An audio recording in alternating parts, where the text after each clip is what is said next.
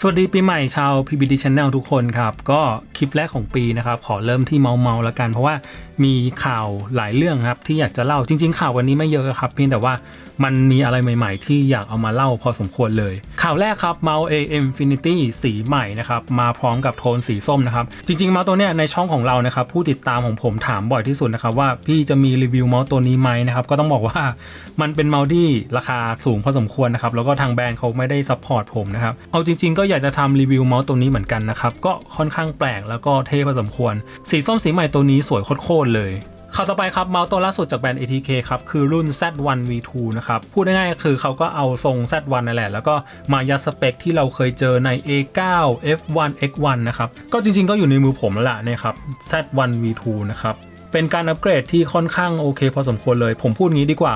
มันเป็นเมาส์ทรงมือขวาที่มีสเปคโหดที่สุดในปัจจุบันนะครับเพราะว่าเขาก็ใช้เป็นชิปเซตนะครับซีรีส์ 54L15 แล้วก็เรื่องแบตเตอรี่ครับด้วยความที่ใช้ชิปเซตที่กินพลังงานน้อยครับตัวนี้ใช้ได้ราวๆ500ชั่วโมงครับก็นั่นแหละใครที่เป็นแฟนเมาส์ทรงมือขวานะครับแล้วอยากจะหาเมาส์สเปคแรงๆโหดๆต้อนรับปีใหม่ผมแนะนำ Z1 V2 ครับก็ในช่วงปีใหม่เนี่ยผมใช้เจ้านี่เยอะพอสมควรแล้วก็ชอบมากคือส่วนตัวเป็นคนที่อินกับเมาส์รูปทรงมือขวาอยู่แล้วนะครับก็ค่อนข้างโอเคมากๆเลยแล้วก็สีส้มสวยมากครับข่าวต่อไปครับเป็นเมาส์เกมมิ่งที่ใหญ่ที่สุดเท่าที่ตอนนี้ผมมีข้อมูลนะครับก็คือเจ้า Damoshark M9 นะครับเป็นเมาส์ทรงสมมาตรนะครับแล้วก็ตามข้อมูลเนี่ยมีขนาดที่ใหญ่โคตรนะครับความยาว 136.5 มิลนะครับแล้วก็กว้างประมาณ68มิลสูงประมาณ 43.5 มิลถือว่าเป็นไซส์ที่โคตรใหญ่ผมคิดว่าน่าจะใหญ่ที่สุดในบรรดาเมาส์เกมมิ่งทั่วไปแล้วนั่นแหละก็นี่เป็นภาพจริงๆของตัวเมาส์เขานะครับก็ไม่แน่ใจว่าจะมีขายจริงๆเมื่อไหร่นะครับข่าวต่อไปครับเมาส์ใหม่จาก Logitech ครับก็เป็นข่าวที่ทำให้ผมเกือบจะร้องไห้เหมือนกันนะครับเพราะว่าผมเฝ้ารอการอัปเกรดของเมาส์ตัวนี้มานานมากๆนะครับเจ้า G304 นะครับแล้วก็เป็นเวอร์ชั่นใหม่เขาก็เติมคำว่า X ลงไปนะครับโดยรวมผมคิดว่ารูปทรงน่าจะเหมือนเดิมนะแต่ก็มีการอัปเกรดสเปคข้างในนะครับเรื่องของสวิตช์เรื่องของเซนเซอร์นะครับแล้วก็ถ้าเกิดดูด้านใต้ของตัวเมาส์รู้สึกว่ามันจะมีความเหมือนเดิมเลยฟีดเมาส์ก็เป็นฟีดเล็กเหมือนเดิมเอาจริงเขาน่าจะมีการอัปเกรดอะไรบ้างนะให้มันดูดีกว่านี้ให้มันดูเป็นปี 2026 กว่านี้นะครับซึ่งน้ำหนักอยู่ที่ประมาณ57 กรัมนะครับก็ถ้าเทียบกับไซส์ของตัวเมาส์57 กรัมก็ถือว่ายังไม่ได้เบามากนะแล้วก็รูปทรงยังเป็นทรงไข่เหมือนเดิมครับเป็น X shape เหมือนเดิมนะครับเพราะว่าเขาบอกว่ารูปทรงนี้มันเป็นตำนานนะครับเขาก็เลยยังคงรูปทรงเดิมไว้นะครับก็ใครเป็นแฟนเมาส์ทรงไข่ครับรอเลยนะครับ 403X ครับโอเคครับข่าวสุดท้ายครับแต่ยาวมากนะครับอย่างที่ผมเคยเล่าไปในคลิปสรุปประจำปีนะครับว่าแบรนด์คนขยันแห่งปีครับที่ผมยกให้แบรนด์ Pulsar นะครับคือหลังจากที่ผมลงคลิปไปผมลงคลิปวันที่30มั้งแล้วก็วันที่31ครับ Pulsar เขาได้ลงคลิปนี้ครับ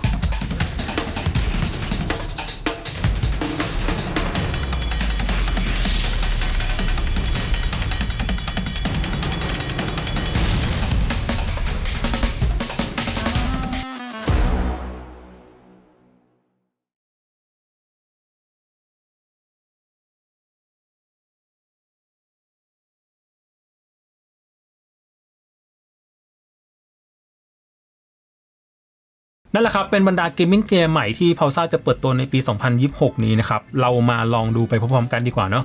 ภาพแรกนะครับคือภาพนี้ครับเมาส์3ตัวครับซึ่งอยู่ในซีรีส์ ES นะครับเป็นซีรีส์ eSport ของ Pulsar ตัวซ้ายเนี่ยน่าจะเป็น X Lite แล้วก็ตัวขวาน่าจะเป็น X2 นะครับแต่ตัวกลางเนี่ยผมคิดว่าน่าจะเป็นรูปทรงใหม่นะจะมีความแบนๆหน่อยผมรู้สึกว่ามันมีความคล้ายๆกับ Suvi ZA คือมันจะเป็นเมาส์แบนทั้งหน้าแล้วก็ส่วนท้ายเลยซึ่งถือว่าเป็นทรงที่น่าสนใจมากๆมันให้อารมณ์คล้ายๆไวเปอร์เหมือนกันนะครับอันนี้ครับเป็นตัวรับครับแล้วก็ด้านบนเนี่ยมันน่าจะหมุนปรับ DPI ได้หรือเปล่าคิดว่าอย่างนั้นนะเป็นทำหน้าที่ทั้งเป็นตัวรับแล้วก็ตัวตั้งค่าตัวเมาส์ด้วยเมาส์รูปทรงใหม่ครับ X5 ครับคิดว่าน่าจะเป็นทรงที่เป็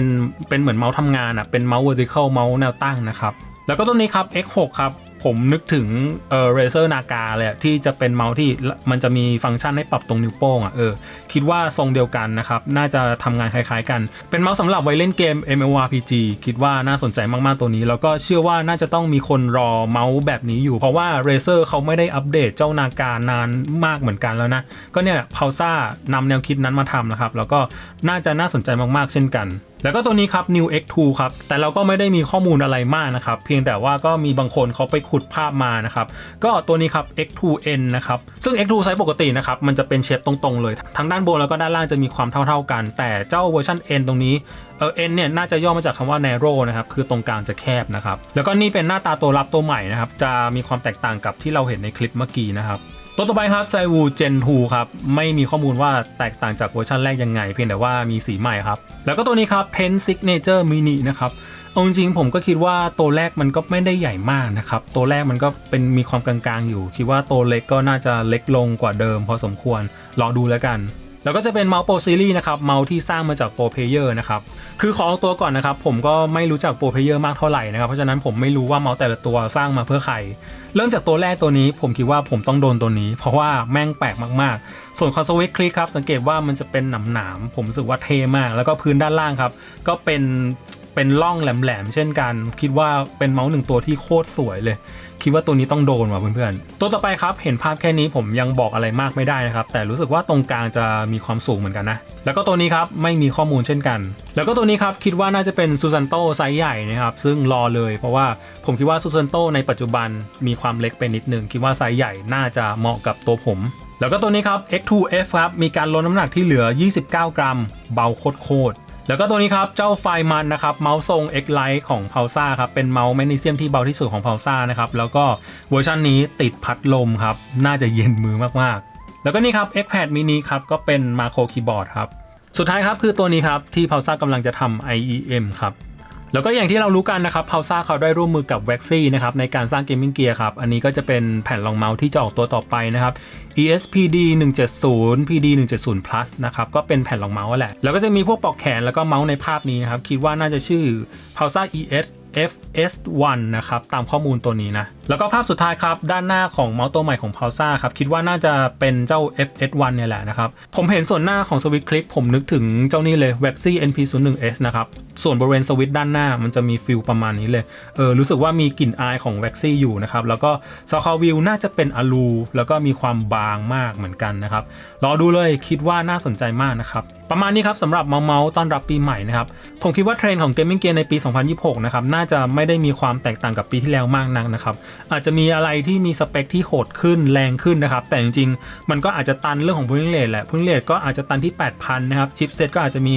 การประหยัดพลังงานมากขึ้นนะครับแล้วก็จากประสบการณ์ของผมนะครับคิดว่าปีนี้แบรนด์ต่างๆน่าจะออกเกมมิ่งเกียร์เยอะมากขึ้นอย่าง Pulsa เนี่ยเรารู้แล้วใช่ไหมว่าจะมีเมาส์อะไรบ้างนะครับแล้วก็จะมีของ Razer ที่ผมคิดว่าเจ้า Viper V4 Pro น่าจะออกประมาณปีนี้นะครับ Viper V4 Pro Viper V4 Pro Mini ก็คิดว่าน่าจะออกประมาณปีนี้แล้วก็จะมีของ Logitech ใช่ไหมครับ Super Stripe ผมคิดว่าช่วงต้นปีน่าจะได้ลองกันนะครับส่วนแบรนด์อื่นๆนะครับผมไม่ได้มีข้อมูลนะครับว่าจะมีแบรนด์ไหนที่ออกเกมมิ่งเกียร์แต่ภาวนานะครับอยากจะให้ SteelSeries นะครับเอา Sensei มาทำใหม่เซนเซเวอร์ชันอะไรก็ได้จริงๆผมเคยเห็นภาพหลุดแต่คิดว่าน่าจะเป็นของปลอมคือมันจะเป็นภาพเซนเซ Pro Mini นะครับซึ่งเป็นแบรนด์ที่ผมอยากจะให้เขาออกเมาส์ใหม่มากๆเลยสำหรับ SteelSeries นะครับแล้วก็จะมีของแบรนด์ Cyrock นะครับที่เขาเริ่มอัพ Twitter แล้วนะครับคิดว่าน่าจะมีความเคลื่อนไหวเร็วๆนี้จริงๆ Cyrock เคยมีภาพหลุดเมาส์ของเขาแล้วนะครับจะเป็นเมาส์ทรงมือขวาเมาส์ทรงมือขวาของ Cyrock คิดว่าปีนี้น่าจะได้เห็นกันนะครับซึ่งในปี 2026 ครับผมคิดว่าจะมี Razer มี Pulsa มี Logitech นะครับSteelSeries ไม่แน่ใจนะครับแล้วก็น่าจะมี